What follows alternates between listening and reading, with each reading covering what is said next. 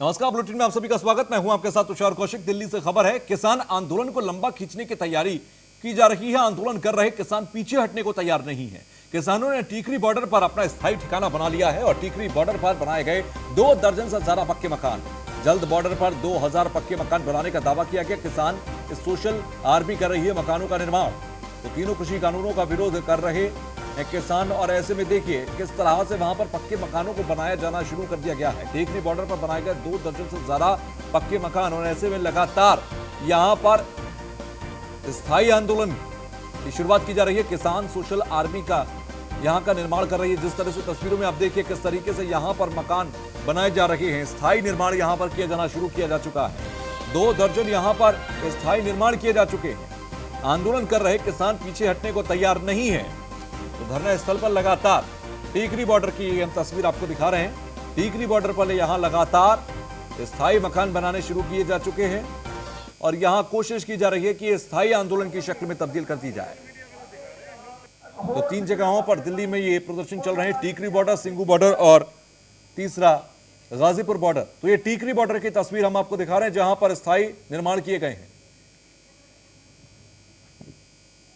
आंदोलन पिछले 109 दिन से लगातार जारी है। आज हम मौजूद हैं टीकरी बॉर्डर पर, जहां किसानों के द्वारा बारिश का मौसम हो चाहे सर्दी का, वो तो झेल लिया गया है, लेकिन कहीं ना कहीं अब तेज गर्मी है, टेम्परेचर बढ़ता हुआ नजर आ रहा है। तो पीछे की अगर आप तस्वीरें देखेंगे तो यहाँ पर ईंटों से चिनाई की गई है और ऊपर पिलर लगाए गए हैं। यहाँ पर शायद लैंटर डालने की भी तैयारी है, क्योंकि कहीं ना कहीं किसान परेशान है और लगातार अपनी मांग कर रहा है कि सरकार उनके काले कानून वापस ले, लेकिन सरकार भी मानती हुई नजर नहीं आ रही है। सर, यहाँ पर पक्के मकान बन रहे हैं, इसको लेकर आपका क्या कहना है? हमारा ये कहना है जितने नहीं मानना का ये काले कानून ले आए हो, हमें काले कानून नहीं मानते। ना हमने कहा है दीपक तो काले कानून ले आइए, और हम तो कोठे कोठे होने दिल्ली ने घेरा भी गए सारी में। हाँ, तो कोठे में मैच भी आओगी, सारा सौदा होगा। आपको क्या लगता है, यहाँ पर लगातार गर्मी हो रही है और किसान लगातार अब पक्के मकान बना रहे हैं, क्योंकि कहीं ना कहीं किसान परेशान है। आपको इसको लेकर क्या कहना है? हाँ जी, ਅਸੀਂ ਕਹਿੰਦੇ ਹਾਂ ਕਿ ਸਾਡੇ ਨਾਲ ਧੱਕੇਸ਼ਾਹੀ ਹੋ ਰਹੀ ਹੈ। ਇਹ ਜਿਹੜੇ ਕਾਨੂੰਨ ਨੇ ਕਾਲੇ ਇਹ ਰੱਦ ਕਰੇ ਜਾਣ। ਵੀ ਦੇਖ ਕਿਸਾਨਾਂ ਦਾ ਇੱਥੋਂ ਤੱਕ ਹੋ ਗਿਆ ਵੀ ਮਰ ਜਾਾਂਗੇ ਜਾਂ ਮਾਰ ਸਾਡਾ ਕੋਈ ਦੁਆ ਕੋਈ ਜ਼ਿੰਦਗੀ ਤੇ ਅਸੀਂ ਤਾਂ ਇੱਥੇ ਆ ਕੇ ਬਹਿ ਗਏ ਦਿੱਲੀ ਦੇ ਵਿੱਚ। ਹਜੇ ਤਾਂ ਉਨੀ ਹੈ, ਹਜੇ ਤਾਂ ਸਾਡੇ ਬਜ਼ੁਰਗ ਸਾਨੂੰ ਰੋਕ ਵੀ ਪਰ ਅਸੀਂ ਫਿਰ ਨਹੀਂ ਫਿਰ ਵਧਾਂਗੇ ਕਹਾਂ ਵੀ ਜਿਹੋ ਜਿਹਾ ਉਹ ਕਰੂਗਾ ਉਹ ਜਿਹਾ ਭਰੂਗਾ ਜ਼ਰੂਰ। देखिए, यहाँ पर किसानों का कहना है कि लगातार गर्मी बढ़ रही है, तो किसान भी अपने पक्के मकान बनाने की तैयारी कर रहा है। न्यूज़ 1 इंडिया से मैं प्रिया राणा, टीकरी बॉर्डर।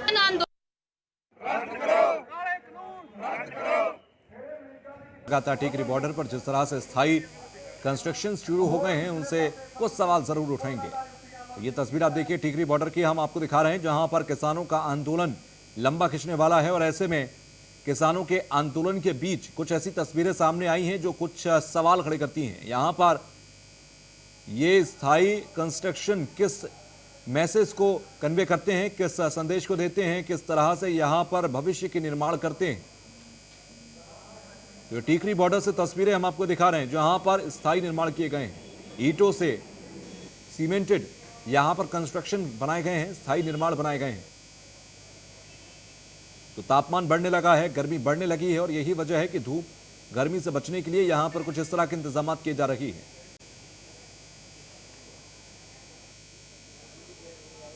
तो किसान सोशल आर्मी इन तमाम कंस्ट्रक्शंस को कर रही है। हमने रिपोर्ट भी आपको दिखाई, वहां के किसानों की आवाज भी सुनाई।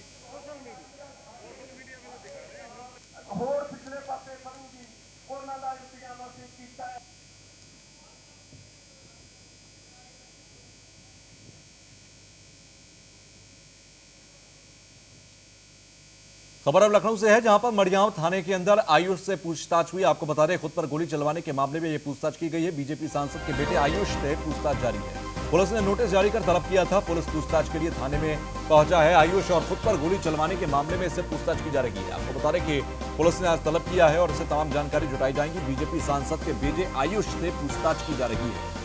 तो पुलिस के नोटिस के बाद ये यहां पर पहुंचा है। पुलिस ने नोटिस जारी कर तलब किया था और पूछताछ अब इससे की जाएगी। तमाम सवाल होंगे, उसमें सवाल सबसे महत्वपूर्ण कि खुद पर गोली क्यों चलवाई, ये साजिश आखिर क्यों रची।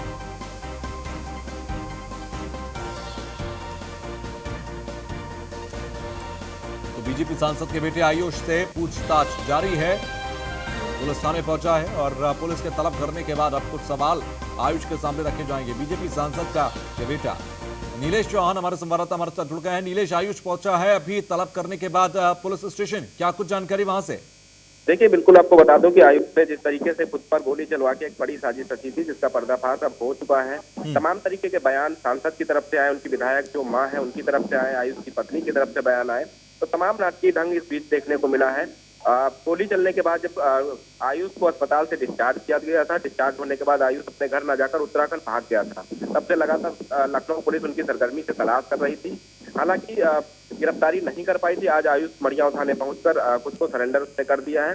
अब मड़ियाव पुलिस पूछताछ करेगी कि आखिर क्या वजह थी, किस वजह से उसने खुद पर अपने गोली चलवाई थी और जिस तरीके से पुलिस को गुमराह करने का काम किया है। लगातार पुलिस को ये बताया जा रहा था कि जमीनी रंजिश को लेकर या आपसी रंजिश को लेकर उसके ऊपर कुछ बदमाशों ने गोली चलाई थी। हालांकि वो पूरा मामला निकल गया है और अब देखने वाली बात यह होगी जब पुलिस पूछताछ करती है तो आयुष किन किन लोगों का नाम लेता है और वहीं जो आयुष ने आरोप लगाया था कि उनकी जो पत्नी है वो उसको हनी ट्रैप में फंसाकर लगातार परेशान कर रही थी। तमाम पहलुओं पर जब पुलिस जांच करेगी तो जांच के बाद क्या कुछ निकलकर सामने आता है ये देखने वाली बात। ठीक है, शुक्रिया हमसे जुड़ने के लिए। अपना नजर बनाकर रखिए, आगे भी आपसे जानकारी लेते रहेंगे।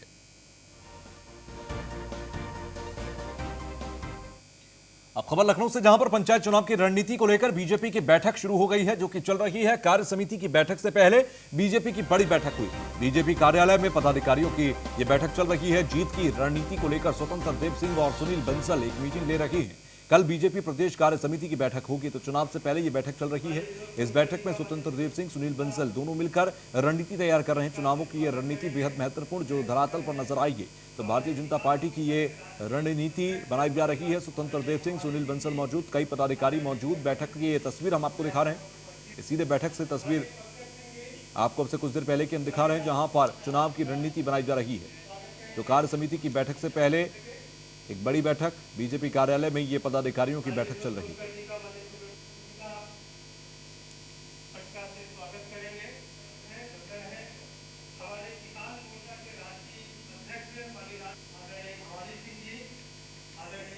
तो जीत की तैयारियों को लेकर यह मंथन चल रहा है। कार्य समिति की बैठक से पहले बीजेपी की एक बड़ी बैठक देखी जा रही है। तो जीत की तैयारी को लेकर यह मंथन किया जा रहा है। तो वहीं आगरा में शिक्षा विभाग से जुड़ी एक बड़ी खबर है। महिला कर्मचारी ने विभागीय अधिकारी पर गंभीर आरोप लगाए हैं। महिला का आरोप है प्रमोशन के लिए 3 लाख रुपए मांग रहे हैं अफसर, और ऐसे में महिला का दावा है, अफसरों की कॉल रिकॉर्डिंग मेरे पास है। डीआईयूएस कार्यालय पर 2 दिन से धरना दे रही है महिला। प्रमोशन नहीं मिला तो भूख हड़ताल करूंगी, ये पीड़िता की तरफ से कहा गया। महिला कर्मचारी ने अफसरों पर आरोप लगाए हैं। महिला का दावा, अफसरों की कॉल रिकॉर्डिंग मेरे पास है। महिला कर्मचारी ने अफसरों पर आरोप लगाए हैं। आगरा से यह खबर है, प्रमोशन नहीं मिला तो भूख हड़ताल करूंगी, पीड़िता की तरफ से यह कहा गया।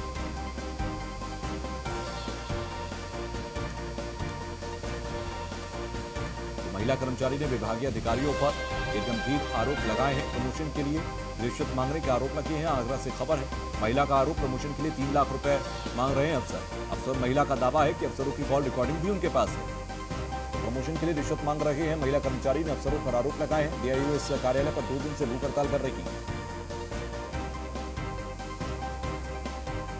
कृष्णा त्यागी हमारे संवाददाता हमारे साथ जुड़ गए हैं। कृष्णा, 2 दिन से भूख हड़ताल पर हैं, अधिकारियों की तरफ से सुध ली गई क्या? तो सर जी, मैं आपको बता दूं, यह मामला शिक्षा विभाग से जुड़ा हुआ है, जहां चतुर्श्रेणी महिला कर्मचारी ने विभागीय अधिकारी और बाबुओं पर आरोप लगाए हैं। महिला का आरोप है कि प्रमोशन के बदले बड़ी रकम जैसे 3 लाख रुपए की इंदौलिया नामक और एक अन्य व्यक्ति के खिलाफ मांगी जा रही थी, और यह भी बताया जा रहा था कि इसमें कुछ हिस्सा डीआईएस साहब को भी देना था।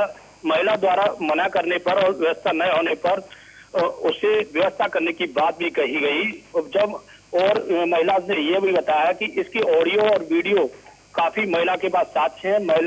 पीड़ित महिला ने डीआईएस कार्यालय पर 2 दिन से धरना दिया है और महिला का यह आरोप है कि 2002 में कार्य कर रही महिला को प्रमोशन नहीं किया गया, और जबकि 2009 में सोनू नामक व्यक्ति का उसी की जगह प्रमोशन किया गया, जिसके चलते महिला 2 दिन से भूख हड़ताल पर है। और उसका यह कहना है कि मुझे प्रमोशन नहीं मिला और न्याय नहीं मिला तो मैं अनिश्चितकालीन हड़ताल करूंगी, और मैं जब तक नहीं हटूंगी जब तक मेरे साथ न्याय नहीं होगा। जी ठीक है, बहुत बहुत शुक्रिया हमसे जुड़ने के लिए।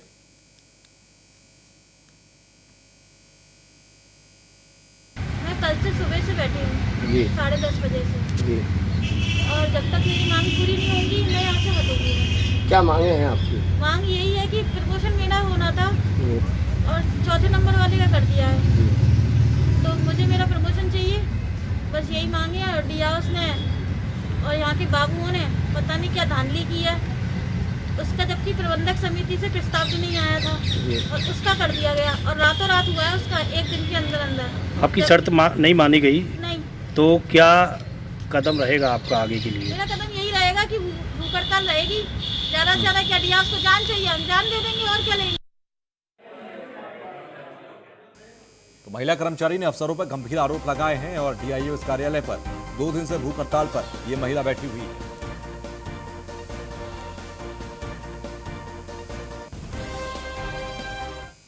नोएडा सेक्टर 58 के पुलिस के हाथ एक बड़ी सफलता लगी है। धोखाधड़ी करने वाले रैकेट के 2 सदस्य गिरफ्तार हुए। आकाश और पंकज प्रकाश नाम के सदस्य गिरफ्तार हुए। ड्राई फूड कंपनी का रैकेट चलाकर करते थे ठगी। मौके से चावल, पैकेट, दाल, कसूरी मेथी, मसाले बरामद हुए। एक लैपटॉप और 2 मोबाइल फोन भी बरामद हुए। अब तक मास्टरमाइंड समेत 8 लोगों को जेल भेजा जा चुका है। पहले भी सेक्टर 62 में चल रहे इस रैकेट का भंडाफोड़ हुआ था, तो सेक्टर 58 पुलिस के हाथ एक बड़ी सफलता लगी है। ड्राई फूड कंपनी का रैकेट चलाकर करते थे ठगी। नोएडा से खबर, एक मौके से चावल, पैकेट, दाल, कसूरी मेथी, मसाले ये बरामद हुए। तो एक लैपटॉप और 2 मोबाइल फोन भी बरामद हुए हैं। धोखाधड़ी करने वाले रैकेट के 2 सदस्य गिरफ्तार किए गए। अब तक मास्टरमाइंड समेत 8 लोगों को जेल भेजा जा चुका है। बहुत बड़ा रैकेट जो ड्राई फ्रूट्स और बाकी इस तरह के आइटम्स के बेचने के नाम पे धोखाधड़ी करता था, और उसके बाद पूरे पैन इंडिया में, पूरे इंडिया के डिफरेंट पार्ट से करोड़ों रुपए हसब करके और ये लोग यहाँ से भाग गए थे।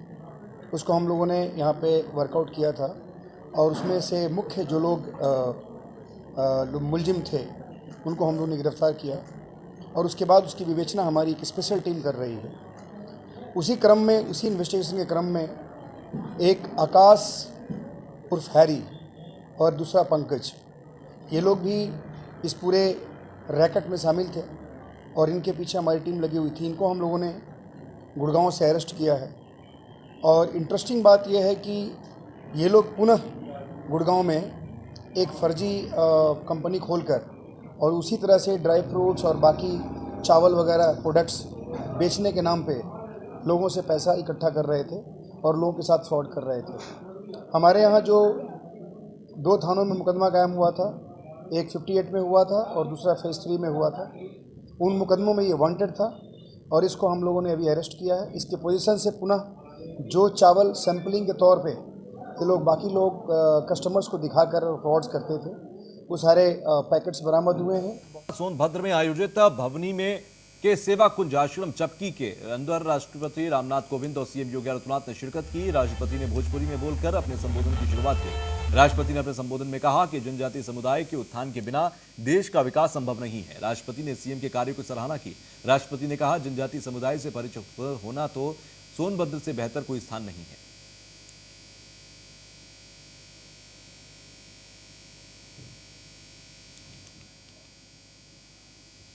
बुलंदशहर में 2 गुटों के बीच खूनी संघर्ष हुआ। 2 गुटों के बीच जमकर लाठी डंडे चले। मारपीट में दोनों पक्षों के 4 लोग घायल हुए। घायलों को अस्पताल में भर्ती कराया गया। नरसेना थाना क्षेत्र के बूढ़वाला बुगरासी की घटना है। तो बुलंदशहर में 2 गुटों के बीच खूनी संघर्ष हुआ था। कुल 4 लोग घायल हुए हैं, जिन्हें अस्पताल लेकर जाया गया। नरसेना क्षेत्र के बूढ़वाला बुगरासी की पूरी घटना है। 2 गुटों के बीच जमकर मारपीट हुई थी, जिसमें 4 लोग घायल हुए, दोनों पक्षों के, जिन्हें अस्पताल में भर्ती कराया गया।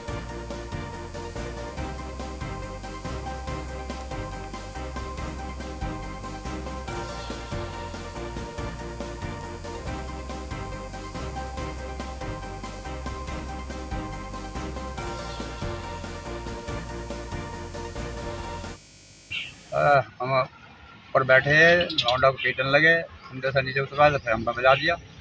कहाँ के थे वो?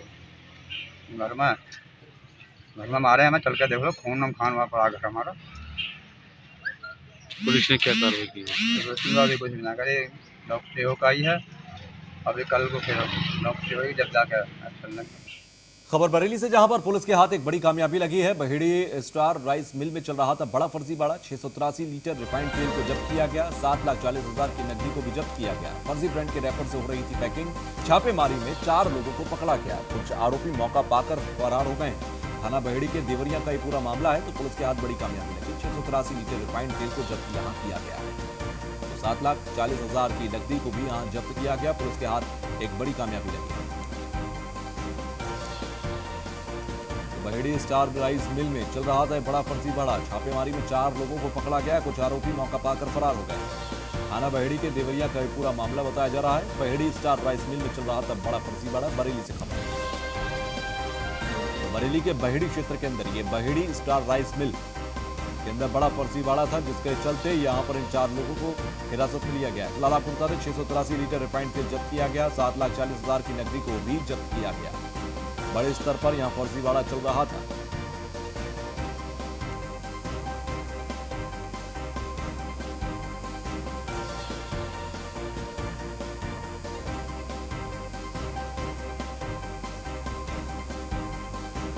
पुलिस के हाथ बड़ी कामयाबी लगी है।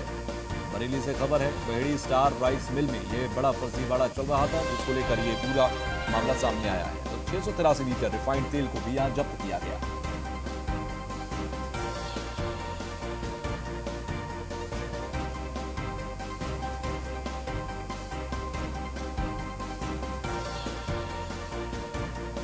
संवाददाता अयाज खान हमारे साथ फोन लाइन पर जुड़ गए हैं। अयाज, ये बहेड़ी स्टार राइस मिल के अंदर फर्जीवाड़ा चल रहा था, किस तरह का फर्जीवाड़ा था जिसकी ये खुलासा करते हुए लोग गिरफ्तार किए गए?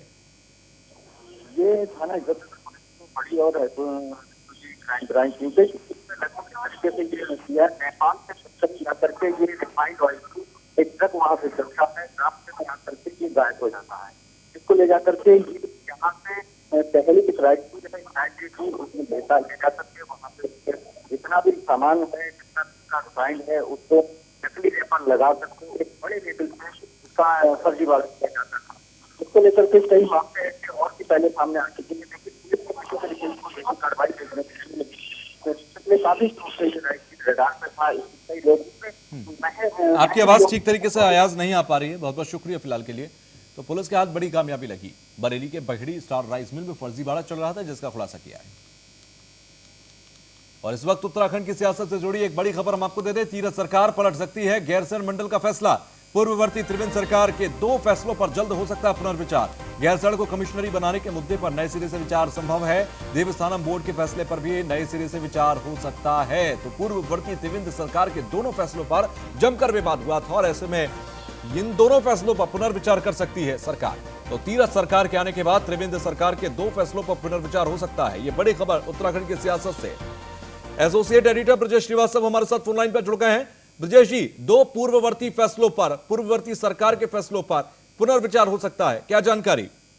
देखिए, सबसे बड़ी बात यह है कि तीरथ सरकार की मंशा किसी पुराने फैसले को बदलना नहीं, बल्कि उन तमाम फैसलों को रिव्यू करना है जिन फैसलों को लेकर के विवाद रहे हैं। देखिए, सबसे बड़ी बात यह कि देवस्थानम बोर्ड एक महत्वपूर्ण फैसला था त्रिवेंद्र सरकार का, जिसको बहुत ही बोल्ड डिसीजन माना जा रहा था। इसके पीछे उद्देश्य ये माना गया था कि देवस्थानम बोर्ड बना करके न सिर्फ आध्यात्मिक और पर्यटन क्षेत्रों का विकास किया जाए, बल्कि आने वाले श्रद्धालुओं और सैलानियों को ज्यादा ज्यादा सुविधाएं दी जा सके।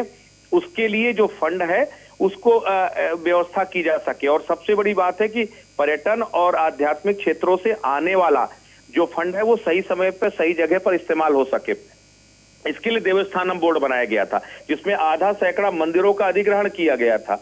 उसको लेकर के जबरदस्त विरोध था संत समाज में और इसको बदलने की मांग हो रही थी। दूसरा, गैरसैंण को उत्तराखंड की 3री कमिश्नरी बनाने पर बातचीत हो रही थी। कमिश्नरी बनाने का फैसला जो त्रिवेंद्र सरकार ने लिया था उसका बड़े पैमाने पर विरोध हुआ था। गैरसैंण और आसपास के इलाकों से जुड़े हुए जो विधायक थे उन्होंने इसका पुरजोर विरोध किया था और ये उनकी मांग थी इसे तत्काल निरस्त किया जाए।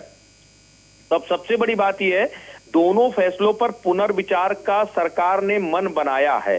अब शुरुआत इस बात को लेकर के है कि पहले इन फैसलों को रिव्यू किया जाएगा कि ये फैसले कितने जनहित में हैं, कितने जरूरी हैं और कितना हो इन फैसलों को क्या बदला जाना चाहिए। इन तमाम चीजों को लेकर के अब सरकार रिव्यू करेगी।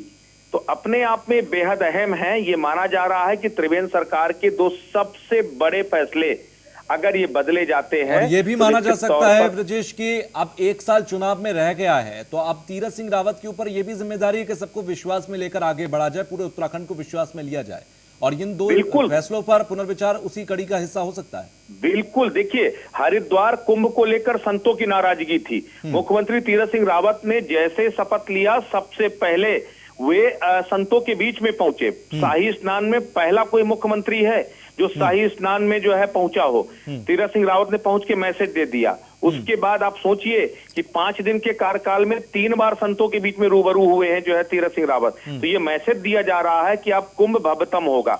इस बात की नाराजगी संतों को थी कि इतना बड़ा कुंभ का आयोजन आप भव्य तरीके से नहीं कर पा रहे हैं। आप देवस्थानम बोर्ड पे नाराजगी थी, उसको रिव्यू करने की बात कर दिया। प्राधिकरणों को पहली कैबिनेट में जो बड़े फैसले हुए, एक तो जो है कोरोना के दौरान मुकदमे जो दर्ज हुए थे एपिडेमिक एक्ट में, उसको वापस ले लिया। तो जनहित से जुड़े हुए हर वो फैसले जिसको लेकर विवाद था, तो उसको लेकर के जो है उन्होंने बदलने का काम किया, उसको रिव्यू करने का काम किया। तो ये अपने आप में एक बड़ा फैसला है, और देवस्थानम बोर्ड और कहीं ना कहीं आप कमिश्नरी को पुनर्विचार का फैसला। ठीक है, चलिए बहुत बहुत शुक्रिया हमसे जुड़ने के लिए।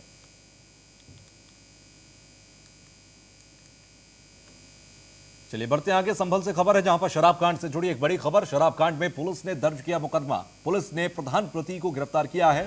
जहरीली शराब पीने से 3 लोगों की मौत हुई थी। गुन्नौर थाना के गांव सिमरई गांव का मामला है।